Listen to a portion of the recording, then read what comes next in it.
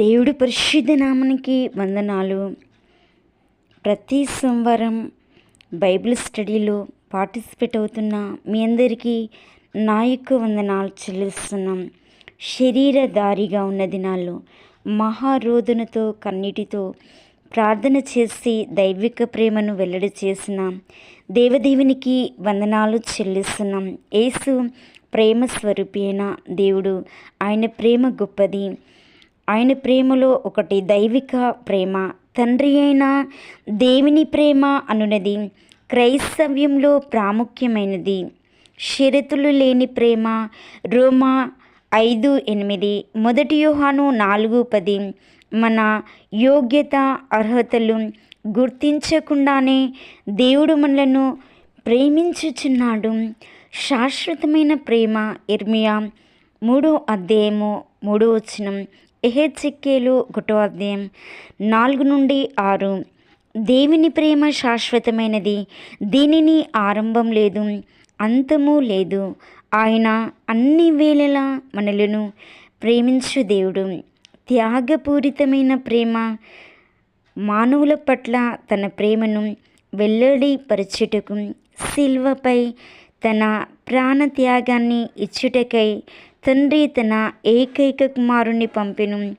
యోహాను 3:16. 1 యోహాను 3:16. దైవిక అధికారము. సువార్త పరిచర్యలో తండ్రి అంతిమ అధికారం కలిగి ఉన్నాడు. దేవుని చిత్తంను నెరవేర్చుటకు ప్రాముఖ్యంగా వచనాలు ఇందులో యేసు తెలియజేసును. యోహాను 4:34. యోహాను 5:30. యోహాను 6:38-40. యోహాను 17:4లో కూడా ఆయన వివరించెను.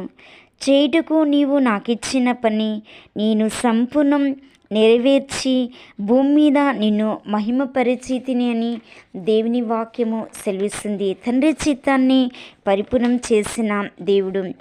దైవిక నడిపింపు.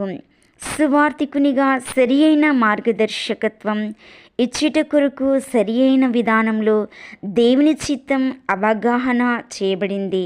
అపోస్తుల కార్యము 8:26-40 వరకు. అపోస్తుల కార్యము 16:6-10 వచనాల్లో ఇందులో సువార్త వ్యాప్తి కొరకు ఒక ప్రత్యేకమైన పద్ధతి మరియు మనకి కనబడుతుంది. దైవిక శక్తి. తండ్రి చిత్తము రుజువు పరచుటకు సువార్త పనిలో దైవిక శక్తి అవసరం. దేవుని చిత్తంలో సువార్థికుడు ఏకీభవించినప్పుడు అచ్చట ఆధ్యాత్మిక ఆశీర్వాదాలు ఉంటాయి. అపోస్తుల కార్యము 1:8లో, అదేవిధంగా 4:3లో దైవిక అధికారం అనేది మానవ నియంత్రణలో లేదు, కానీ శత్రువైన సాతానును తను జయించుటకు ఉపయోగించబడెను. లూకా 10:19. దైవిక ఉద్దేశం. పాపంలో పతనమైన మానవుని విమోచించి రక్షించుటకు దేవుని చిత్తమైనది. 1 తిమోతి 2:4 మారుమనసు పొందవలనని ఆజ్ఞాపించుచున్నాడు. అపోస్తుల కార్యము 17:30 ప్రతి ఒక్కరూ రక్షింపబడాలని తన రాకడ ఆలస్యమగుచున్నది. 2 పేతురు 3:9 చివరిలో మనకు నిత్య జీవం. యోహాను 17:3. 1 యోహాను 3:25. యోహాను 1 యోహాను 5:11-13. ఇవన్నీ దేవుని చిత్తమైనవి. దైవిక చిత్తంను సంపూర్ణం చేయుటకు దేవుని పనిలో మనమందరము ఐక్యంగా పనిచేయవలెను.